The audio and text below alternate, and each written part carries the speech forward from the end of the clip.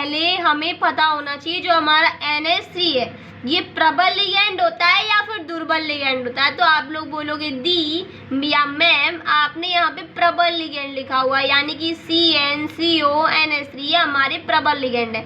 और यहाँ तक कि CO की बात करें तो ये महाप्रबलतम है, यानी प्रबलतम से भी प्रबलतम है, पड़ोस से भी इलेक्ट्रॉन खींच के युग्मन कर लेता है। यानी जो प्रबल लिगेंड होते हैं वो युग्मन करने का गुण होता है, जो अयुग्मित इलेक्ट्रॉन होते हैं उनसे पेयरिंग कर लेते हैं। यानी कि मैंने आपको 3 मेन बताया और बाकी आप एक्स्ट्रा याद करना चाहते हो EN DMG ED ये भी हमारे प्रबल लिगेंड होते हैं। मैंने आपको 3 मेन प्रबल लिगेंड बताए थे, उसमें NH3 भी है। NH3 हमारा प्रबल लिगेंड है। तो देखो यहाँ पे जो मैंने आपको कंपाउंड बताया था ये वाला, यहाँ पे CONH3 का होल 6, तो इसका ऑक्सीकरण संख्या जो 3 आई थी तो हमने कोबाल्ट +3 का निकाला। आप लोग कोबाल्ट +3 का ही क्यों निकाला आप लोगों का क्वेश्चन हो सकता है। तो यहाँ पे देखो ऑक्सीकरण संख्या 3 आई है इसलिए हमने कोबाल्ट +3 का निकाला, तो 3D6 आ गया हमारा और यहाँ पे 4s0 आ गया, राइट। तो यहाँ पे मेरे अयुग्मित इलेक्ट्रॉन जो NH3 था मैं इसको 2 मिनट काटती हूँ। मेरे पास ये 3D6 था, मैंने CO+3 का निकाला तो मेरे पास 3D6 था और 4s0 था, राइट। क्योंकि यहाँ पे 2 इलेक्ट्रॉन यहाँ चले गए थे और एक यहाँ चला गया था, 3 इलेक्ट्रॉन जाने थे ना, इसलिए CO+3 में।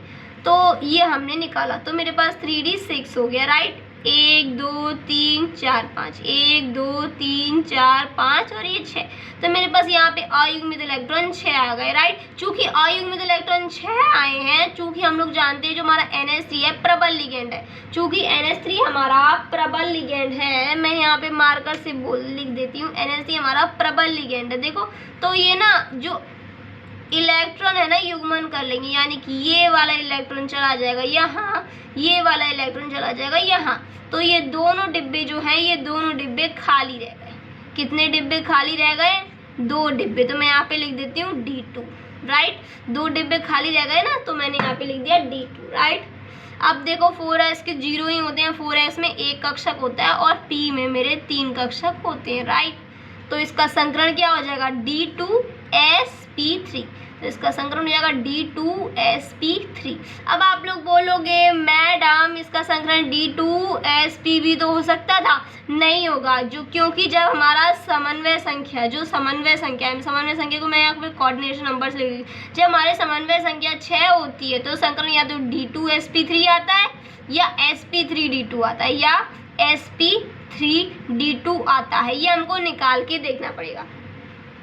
एक होता है हमारे पास समन्वय संख्या 4 होती है तो उसका संकरण sp3 आता है या dsp2 आता है, राइट। ये हमको पता होना चाहिए। तो इसका जो संकरण है तो ये इसका संकरण हमारे पास D2sp3 आया है। चूंकि इसमें कोई भी अयुग्मित इलेक्ट्रॉन नहीं है, n बराबर 0 है, यानी कि n बराबर 0 है, प्रतिचुंबकीय है, इसमें कोई अयुग्मित इलेक्ट्रॉन नहीं है, तो ये होगा हमारे पास कलरलेस COLOUR। तो मतलब कि कलरलेस होगा, लेस मतलब कि रंगहीन होगा, रंगहीन होगा। उम्मीद है आपको ये क्वेश्चन बहुत अच्छे से समझ में होगा। समझ में ना आए तो वीडियो एक और बार देख लेना, क्रिस्टल क्लियर हो जाएगा। एक और क्वेश्चन मेरा मन कर रहा है बताने के लिए, एक और क्वेश्चन ये मेरे पास लिखा हुआ है, यहाँ पे मैं आपको COF6-3 का दे रही हूँ, इसका आप लोग संकरण बताइएगा और बताइएगा ये अनुचुंबकीय है प्रतिचुंबकीय, आपको बताना है, ठीक है। और ये वाला जो क्वेश्चन है NiCO4 का, ये मैं आप लोगों को बता देती हूँ, राइट। इसकी सबसे पहले हम लोग ऑक्सीकरण संख्या किसकी निकालेंगे? Ni की निकालेंगे। किसकी निकालेंगे? निकिल की।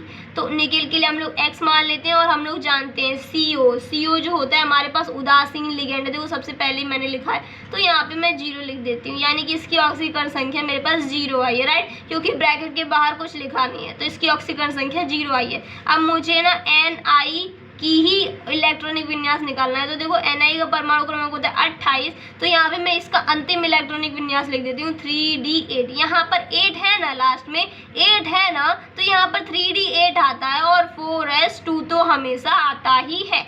चूंकि यहाँ पे हमें ऑक्सीकरण संख्या 0 ही आई है तो हम Ni का ही संकरण निकालते हैं, Ni का ही संकरण निकालते हैं। तो यहाँ पे D में 5 कक्षक होते हैं, 1 2 3 4 5, और S में 1 कक्षक होते हैं। तो इलेक्ट्रॉन भर लेते हैं D में 8, 1 2 3 4 5 6 7 8। ये हमने भर दिया, 4s में हमने 2 इलेक्ट्रॉन यहाँ पर भर दिए।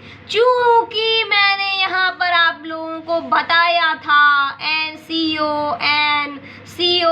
NH3 और CN ये हमारे प्रबल लिगेंड है। CO तो महाप्रबल है, पड़ोसी के भी इलेक्ट्रॉन खींच लाता है।